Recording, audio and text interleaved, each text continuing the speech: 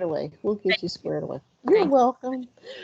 All right, let's go ahead and get back started. We've got about 8 more slides to cover before we break for lunch. But we did want to kind of jump back in and to, of course, thank our partners from the Office of Educator Services for spending some time with us. If you have questions for them, um, you can drop them in the chat and we'll get them to the team, or you can contact them directly. But just want to let you know that we are aware that some questions may pop up between now and the end of our day together. So here's our next question. Let's kind of think about contracts. And that OES conversation was full of reflective, I guess, thoughts around contracts, right? So let's hit this one. Your district is hiring a school counselor um, that will join the district in early October. Ronnie, I think, hold on a second. Let me make sure I'm matching up.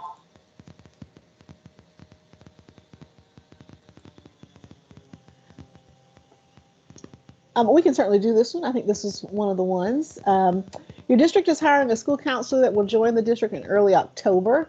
He's already completed 2 years as a school counselor in Georgia. What contract do you offer? He's joining in early October. What contract would you offer? Drop it in the chat. What do you think?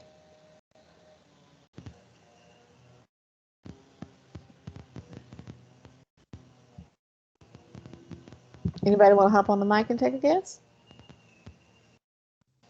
You don't have a lot of information here about this educator, but you have one critical piece that's probably all you need to know. I was saying the induction too because of the 150 days, 152 days. 152 days would be LOA, right? Oh, LOA. okay. Yes, yes. And I know that's a lot of terms we're tossing at y'all. But the key is the early October. This educator would be employed less than 152 days. And again, this depends on calendar. If you're in a year-round school, you would need to determine that. But this educator is working less than 152 days, so he is eligible for an LOA. Rodney, can you go to the question before this one, please, sir? Okay. Here's another. You have a reading coach who has been with the district for several years. Next year will be his 10th year at the continuing contract level, which means he's up for certificate renewal. He doesn't have his own classroom, but instead supports teachers in supporting students. What type of evaluation is this educator eligible to receive? We understand, Calandra. Where are there? There are no wrong answers. We just want to get you thinking and bubbling up here. We'll get you straight. You have a reading coach who's been with the district for several years. Next year will be his 10th year at the continuing level, which means he's up for a certificate.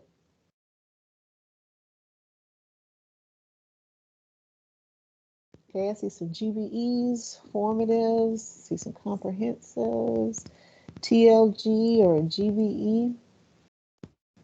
Well, one question you would ask is, what is this coach coded as, right?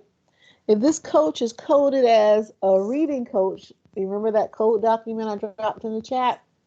This coach was coded as an 87. When you move over to 87, it says that they're not even under adept, right? Adept is not required. But let's say that they're coded as a 97, instructional coach. That one is adept required, and GBE would be what we would suggest because they don't have their own classroom. All right, great job. You guys are doing a great job with this. Let's move to the slide 84, Rodney.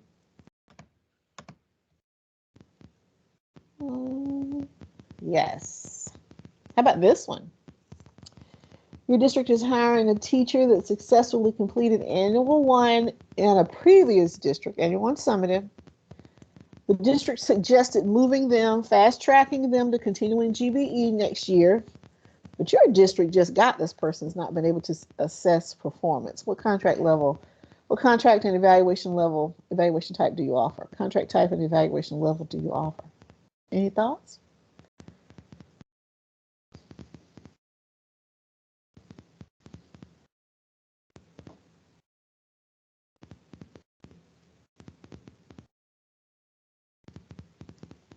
Annual formative, I hear. Okay. Annual. GBE, probably go to continuing GBE. So Carrie says she would probably follow the prior district's recommendation. And Rodney shared that you do not have to, and there's nothing wrong with doing that as long as it's follows the flowchart progression. There's nothing wrong with doing that, but you are not required to do that, right? So I see a lot of people that say they would hold them in annual, and I'm assuming so that your district could make your own assessment of annual. So let's listen to the rationale here. The next contract level and evaluation level is, of course, as always, up to the accepting of the new district. You do not have to accept what the formal district suggested. There are a few options for the new district with the contract and evaluation level for this educator, however. Many of you said this, the hiring district can offer another annual contract. You can put them back on summative. That's an idea. You can put them on GBE. Or move the educator to a continuing formative. Remember, you can put them on formative as many times. You don't have to wait until the 5th year to put a continuing contract educator on a continuing formative evaluation. You at least have to put them on once in a 5-year cycle, but you could put them on multiple times if you saw the need. On summative, which means the letter has to be with the contract the prior year, or a GBE. I did see a suggestion about putting this educator on a diagnostic contract. Now, the reason diagnostic would not be the best next contract level is because this person has already successfully passed summative, annual 1 summative. So it would have been a great contract level for prior to annual 1 summative. So in other words, being annual 1 diagnostic, then moving them to annual 1 summative, then to GBE, so on and so forth. But after they've already passed it, you're going to put them on GBE, or you're going to put them on GBE or put them back on summative. Okay, and the flow chart helps you with that. You are not expected to keep all of that in your brain. We don't keep it in our brain. Some situations we've seen over and over again. For the most part, we rely on that flow chart, and you should too. Okay. All right, I think I'm now going to turn it over. I'm going to turn it over to, two of my colleagues. First with Dr. Trofler, who's going to talk about some admin functions, and then Faye is going to take us up to lunch. So Rodney, we're on slide 86. Yes, sir. Dr. Trofler? Thank you, Dr. Hartwell. So we're going to take a look at some administrative features that are available to you in sclee.org. Specifically, we're going to be discussing import, training credentials, and correction features. So if your district chooses to use sclee.org to manage the evaluation process, all parts of the evaluation process can be reported directly in the system. If your district chooses to use an alternative management system, data will have to be uploaded into scLead using the Evaluation Importer feature. For districts using the import option, there are 2 options here for ensuring that all data is reported in a timely manner.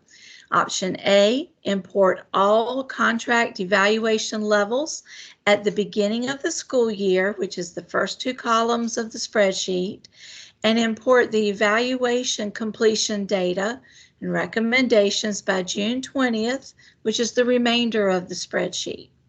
Or option B, import Induction 1 contract evaluation levels by January and import all remaining data by June 20th, which are the contract and evaluation levels and the completion data and recommendation for all the educators. And then here are some important reminders about the import feature. Remember, sclee.org will not allow past year data to be imported. Districts using locally developed evaluation models must take an additional step after import to edit the overall evaluation status, met or not met, if it is not correctly displayed in scle.org, which is the evaluation override feature. Remember, the spreadsheet cannot be altered, and all columns must be completed. And if not providing information for a specific educator, the entire row for the educator should be deleted. And that's it. So now I'm going to turn it over to Faye. Thank you so much, Dr. Trautler. So again, we're in the section of administrative functions. As SLE.org adept administrators, we encourage you to use the training feature in SLE.org.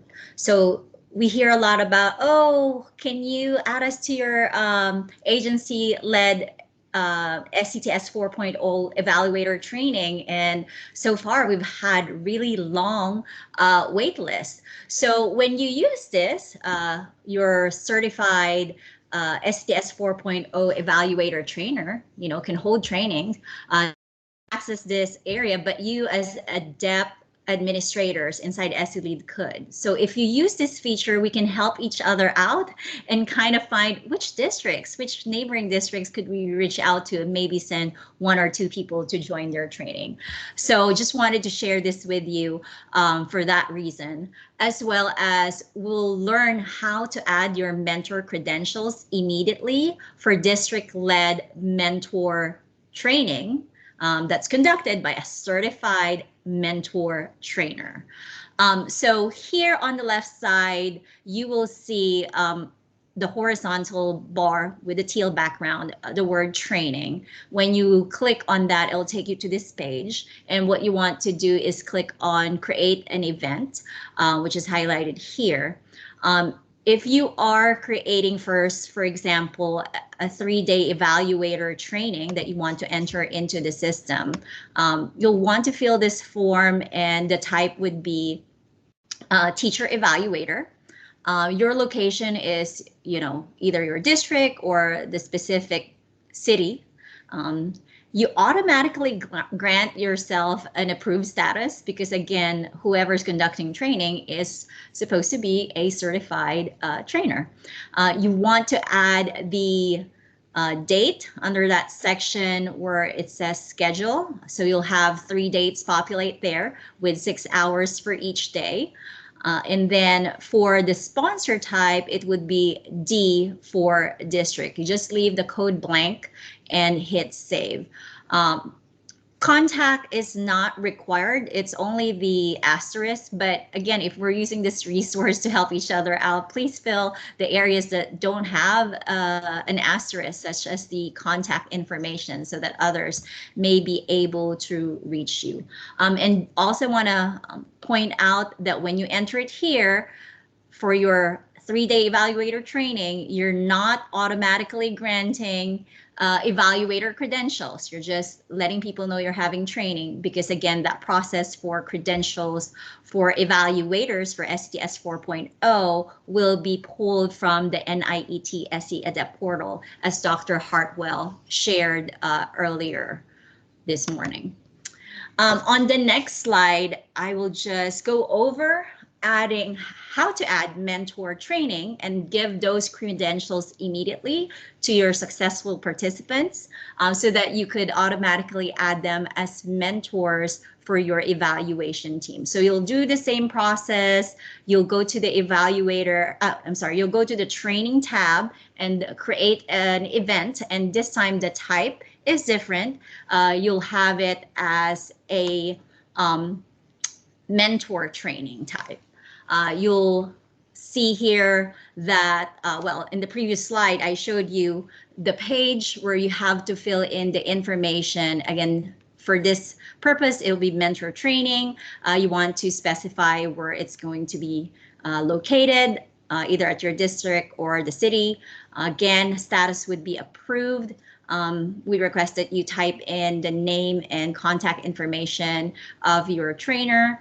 And then this time for mentor training, it would be 2 days that you will add, again, with 6 hours each under the section where it says schedule. Sponsor type is, again, D for district. You can leave the code blank and then click save. And then looking at this slide from the top left corner, after you've created your event, you want to go back to this page. You want to locate the mentor training that you just created, and you want to click on details. It will then take you to this page on the lower left with the training event details. You can see 2 places where you could click. You could click at the bottom where it says add attendees, or you can click on the left side, which also in essence is the way to add attendees. And then once you click on that one, okay, it will take you to this middle column on the upper screenshot where it says edit is highlighted. And you want to then edit who actually attended. So there'll be in the second column screenshot, it'll have the word attendees. And then I highlighted there where you could edit that to add attendees. And then we'll move over to the third column on the right of the screen. This is where you actually try to populate the list of attendees. You can populate them by typing in their last names, or you can type in their CID. Now, understandably, you probably already have a spreadsheet with the CIDs. I highly recommend just copy that column of CIDs and then paste it inside this box where it says CIDs, and then click the search button, and it will populate the educators that participated in your training. So as an example, on the third column on the right, middle section, middle screenshot, this is an example wherein it populated a list of people that attended your training. Make sure that you do have the correct information. So I don't want to just say select all. Plus, you also have to mark individually that this person has passed, right? So these 2 columns to the right that are boxes, you have to mark those. And then after you mark them, you just hit submit, and then you'll get the confirmation. Lower right most column, it says that you have a confirmation that you were able to award the credentials. All right, so that's how you do that. So you don't have to wait on anybody, because that's a common question. Like, we had our training, I still don't see credentials. It's because it's on your shoulders that you have to enter it here in SLE.org, but you still have to email Jan Patterson with Sarah so that they can update their file. So they don't have access to SLE.org. They maintain a separate file for their list of mentors that they either train or that you train, then you have to submit it. So if it's a mentor training conducted by Sarah, such as the one Dr. Howard is holding right now, Dr. Howard will upload those mentor credentials in SLE.org. On the next slide, we'll continue talking about mentor training just for a little bit. So anyone planning to attend the SE mentor training that's offered by Sarah must receive a registration code from the district's induction and mentoring coordinator. So if that's also you and you're new to your position and you're like, well, they're going to email me, I don't know where this code's coming from, right? So make sure to reach out again to Sarah, to Jan Patterson, so that she can give you the code that you will provide to your educators that you approve to join the mentor training that Sarah will conduct. Also, here on this slide, you'll see there's a link for your Sarah participants. I'll just drop that in the chat right now. And then again, I'll locate Jan's email address so you can have that to refer to if you need to reach out to Jan. And then for my last slide, evaluation corrections. During our 5-minute stretch break, I actually got one come in my email. So we do say that during the academic year, if you set up something incorrectly, need to send us a correction. You can go to the evaluation record and edit the settings. Now, after the academic year has closed and we have those reporting deadlines, okay, if that has passed, and you realized, oh, we did not report the correct recommendations for next year. Or, oh, we realized that this person, you know, was actually a MET for an evaluation record that's from the old model, you know, the safety model maybe. So what you do is you locate that evaluation record either through the evaluation search tab. I would suggest that's the best route. You click on details from there. We did have a look at the evaluation search tab earlier. From there, you click on the record that you need to correct. And then the record populates on your screen, and then on the left screenshot, you'll see it's highlighted where it's saying request correction. That's where you click on, and then this new screen on the right screenshot will populate, and this is where you enter those corrections that you need to get done, and you hit submit. Your effectiveness education associate will reach you back. You know, they might have some questions before they can process it. And then if it's, you know, everything's all set, then it will be processed accordingly. So if you don't hear after sending a correction from your education associate, you know, feel comfortable reaching out and just as a gentle reminder, as a follow-up, and we don't mind that.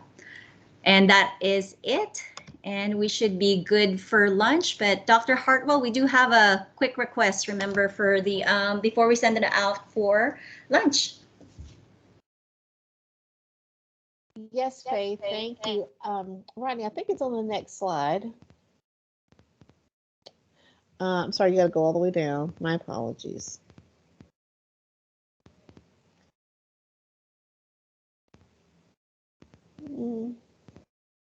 Gotta keep going. Smart guy, smart. Come on down. Sorry. Yes, sir. 126, 28. Yes, sir. Okay, so we're gonna break for lunch for an hour, but we want you to drop in the chat room which of these topical rooms you're going to return to.